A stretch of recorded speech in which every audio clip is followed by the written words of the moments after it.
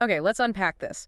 For a lot of people looking at crypto trading, it feels less like, a structured financial market Mm. and more like stepping onto a high-stakes casino floor. Right, the flashing lights, the big swings. Exactly. There's that allure of quick wins, the intense volatility, and yeah, the very real risk of significant loss. It can It feel overwhelming, maybe even random.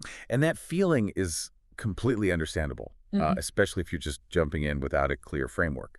But the source material we're diving into today really pushes back against that idea. Also. Well, it argues that while, yes, the volatility is inherent, navigating it successfully isn't just luck.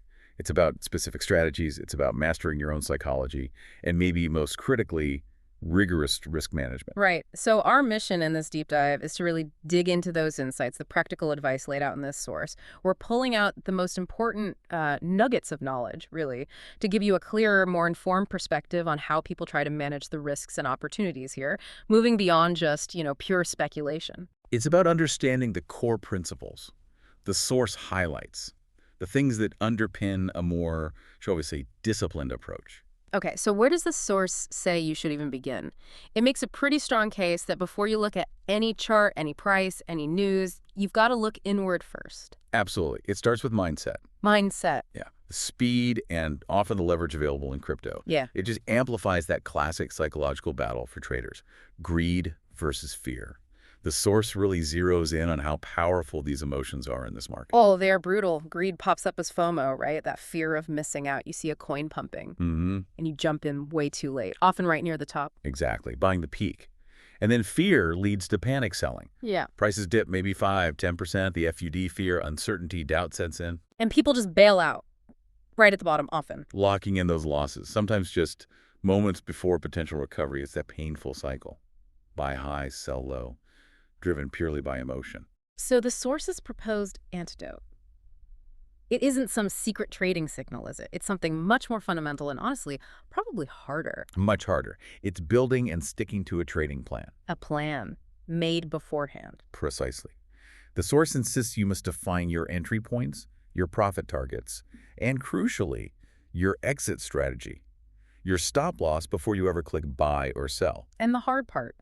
The discipline comes in actually executing that plan, almost automatically, regardless of how you feel when the market's going crazy. It also talks about this idea of embracing volatility, which sounds, well, it sounds counterintuitive when volatility is the thing that scares so many people away. It does. But Yeah. think about it. Volatility is where the potential for larger gains exists. Hmm. But, and this is the key point the source makes, it's only an opportunity if you're prepared. Prepared how? With that plan, with risk management in place. Without those, volatility is just, well, chaos. Yeah. Being prepared, according to the source, lets you potentially benefit from those price swings instead of getting crushed by them. Okay. And then there's this idea of detaching from the money, like mentally treating your trading capital as play money. How does the source frame that? Because that feels almost impossible when it's real money on the line. It is incredibly difficult, no doubt. But the source suggests it's vital for clear decision-making. By only trading with capital, you can genuinely, truly afford to lose. Money you don't need for rent or groceries? Exactly. Money that, if it vanished tomorrow, wouldn't fundamentally impact your life. Yeah. Trading only that creates a psychological buffer. Mentally labeling it play money is a technique the source recommends, just to try and lessen that emotional grip. No. You make decisions based on the plan, not on your account balance bouncing up and down. That's the goal. Reduce the emotional temperature in the room, so to speak. Okay, that makes sense. And the source offered a specific tool for building this discipline, didn't it? Something concrete. Yes, journaling, recording every single trade. It's every single one. Everyone. Documenting the setup. Why you entered? Did you follow your plan? Where did you exit? Why? And importantly, what lessons did you learn from wins and losses? Ah, the losses too. Especially the losses. The source presents this as like a non-negotiable process. It's how you identify your own biases, your mistakes, and reinforce disciplined execution over time. All right, so mindset is the bedrock. Got it. Acknowledge the emotional fight, build discipline through planning, journaling. Okay, once you're working on that foundation, what about the actual mechanics, the tactics? What strategies does the source outline? So the source simplifies things quite a bit, presenting 3 sort of foundational trading strategies. Yeah. Things traders often use depending on what the market's actually doing. Okay, first up, trend following. Sounds straightforward. It is, in concept. It's about riding the waves, the existing momentum. If an asset is clearly trending upwards, you look for chances to buy. If it's in a clear downtrend. You look to sell, or maybe even short it. Exactly. Shorting means you profit if the price goes down. You're essentially betting against it. It's about trading with the current. Got it. Betting on the direction of travel. And the tools mentioned for spotting these trends. The source points to common technical tools. Things like moving averages. Like the 50-day and 200-day. Yeah, it mentions crossovers of specific averages, like the 50 and 200, as classic signals people watch for potential trend changes. Trend lines are also key, just drawing lines on a chart to visualize the direction and strength of the trend. Okay, so riding the trend. Makes sense. What about when the market isn't really going clearly up or down? When it's just chopping sideways? Ah, that brings us to range trading. This source describes this as trading within identified price levels. Think of it like a corridor. There's a floor, known as support. Where buyers tend to step in. Right. And a ceiling, known as resistance, where sellers tend to show up. The price bounces between these two levels. So the strategy is to look to buy when the price gets down near that support floor, and look to sell when it gets up near the resistance ceiling. Exactly. You're playing the bounce within the defined range. And the tools for this? Well, drawing those horizontal support and resistance lines on your chart is fundamental. The source also mentions using oscillators, like the RSI, the Relative Strength Index. What does that show you? It can help signal when an asset might be oversold near support, suggesting it might be due for a bounce up, or overbought near resistance, suggesting it might be due for a pullback. It gives potential clues for entry or exit within that range. Okay, range trading. Got it. And the third strategy, the source details. Breakout trading. This is about what happens when the price breaks decisively through a strong support or resistance level, usually after being stuck in a range or consolidating for a while. So you're anticipating a big move after it breaks that barrier. Precisely. The idea is that smashing through a significant level shows real conviction, right? And it suggests the potential for a strong, sustained move in the direction of that breakout. What confirms a breakout? How do you know it's real and not just a fake out? Good question. The source highlights confirming signals you want to look for.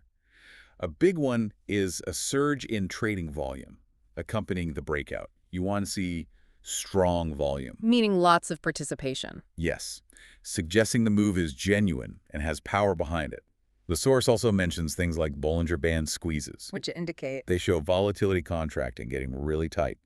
Often that precedes a significant expansion in price, like a breakout. Okay, so 3 different approaches. Follow the trend, trade the range, or play the breakout. Depends on the market's mood. But the source makes a really critical turn right after outlining these, doesn't it? It hits you with the golden rule. Yes, and this is the crucial pivot. The source absolutely hammers home that these strategies, they're just tools. They are not magic formulas. No single strategy works 100% of the time. Markets change. Unexpected news hits. Exactly. And this is why, according to the source, risk management isn't just important. It's not optional. It's your absolute survival kit. It's the safety net for when not if a strategy runs into conditions it wasn't designed for. Which brings us squarely to what the source deems totally non-negotiable: risk management. Correct. The source is pretty blunt about it. Ignore risk management, and your trading career is likely to be short and probably painful. It's the absolute foundation for staying in the game long enough to even learn. And the very first principle it lays out is the 1-3% rule. Can you explain that? This is fundamental across pretty much all trading. Yeah. And the source applies it directly to crypto. It simply means you decide, before you enter any trade, the maximum amount of your total trading capital you are willing to lose on that single trade. And that amount should be? No more than 1% to 3% of your total trading pot.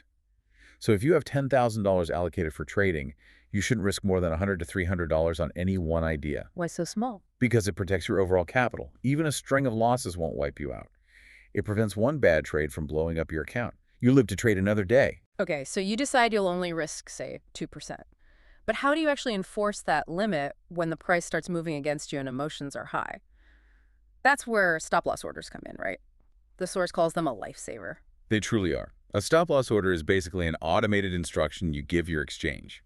If the price of this asset drops to X level, sell my position immediately. X being your predefined pain point. Exactly, your invalidation level. The price where your original reason for entering the trade is clearly wrong. The source advises placing this order logically, based on your chart analysis and strategy. Not just some random percentage. No, no, typically just below a key support level if you went long, or just above a key resistance level if you sold short. It takes the emotional agony out of cutting losses. The computer does it for you. So stop losses protect your downside automatically. Smart. What about locking in profits? Because greed can be just as dangerous, right? Making you hold on too long. Absolutely. Fear makes you sell too early. Greed makes you hold too long. That's where take-profit orders are invaluable, according to the source. How do they work? Similar idea to a stop loss, but for profits.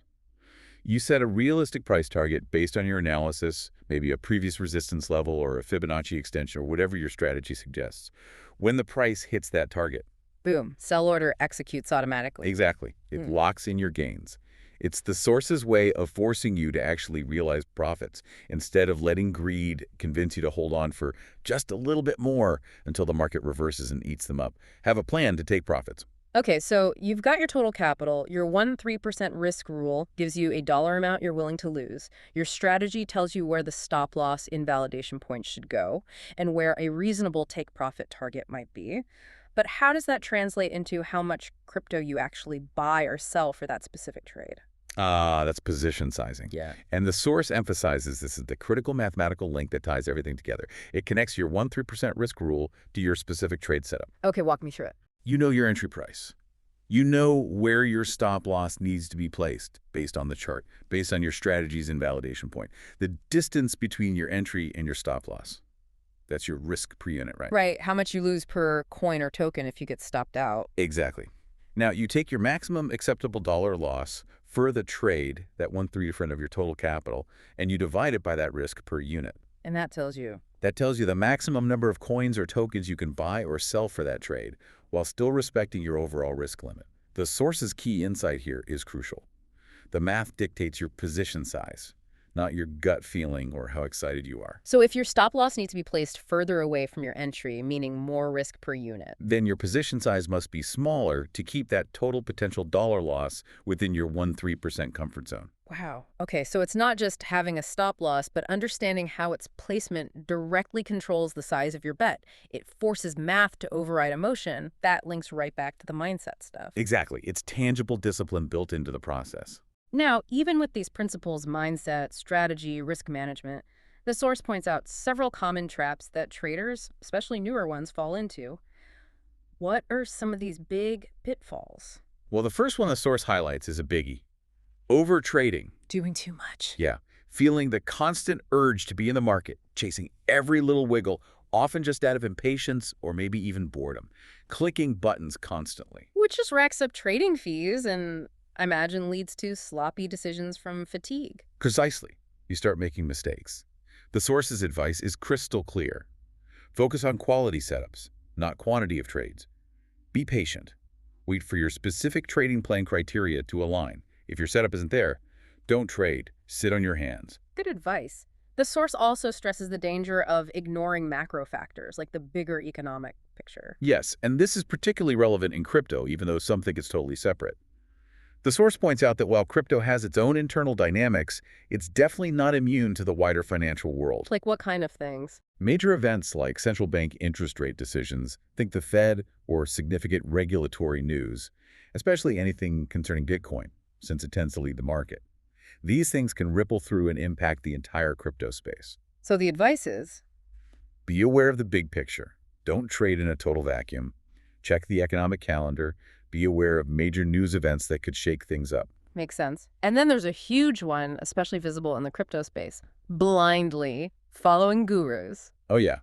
The source gives a really strong warning here. Social media, YouTube, Twitter, it's just rife with people making super bold price predictions or constantly shilling specific coins, often very loudly. Telling you this obscure coin is the next 100x. Exactly. The source suggests being extremely skeptical. It notes that many of these gurus might just be promoting assets they already own. So they need you to buy it. So they can sell their bags to you at a higher price. The classic shilling for exit liquidity. The crucial takeaway from the source, always do your own research. DYOR. Verify claims. Never blindly trust someone else's call, no matter how confident they sound. Critical advice. Okay, moving beyond just trading strategy mistakes, the source also includes neglecting security as a major pitfall. And this one can be the most devastating, honestly. Yeah. All the trading profits in the world mean nothing if your crypto gets stolen. Yeah, that's game over. Right. So the source emphasizes basic but absolutely crucial security measures. Things like using strong, unique passwords for every exchange. Not reusing passwords. Definitely not. Enabling two-factor authentication or 2FA everywhere you possibly can on exchanges, email, everything. Using reputable, well-established exchanges. And especially for any significant amount of capital, using hardware wallets. The little USB drive things. Yeah, because the old adage is true, and the source underscores it. Not your keys, not your crypto. If you don't personally control the private keys to your crypto assets, if they're sitting on an exchange, for example, you don't truly own or control them, the exchange does. A hardware wallet puts those keys, and therefore control, directly in your hands. Okay, final point on security. And the final pitfall mentioned in the source. Revenge trading. It sounds bad. It is. This is that highly emotional, impulsive decision to jump immediately back into the market right after taking a loss, often doubling down, taking on way more risk, trying to win back the money you just lost. Trying to get even with the market. Which never works out well. The source's advice here is simple and direct. After a significant loss, just stop trading. Log off. Walk away. Take a break. Yeah. Process what happened, figure out if you made a mistake or if it was just bad luck. Only come back when you're emotionally level again and ready to stick to your plan. Emotional trades are usually losing trades. Those are some powerful, very relatable warnings about how the human element just gets in the way of the plan. The source even includes a specific personal mistake as an example, right, to illustrate this. It does, yeah. It shares an instance where the author basically YOLO'd into a meme coin. YOLO'd.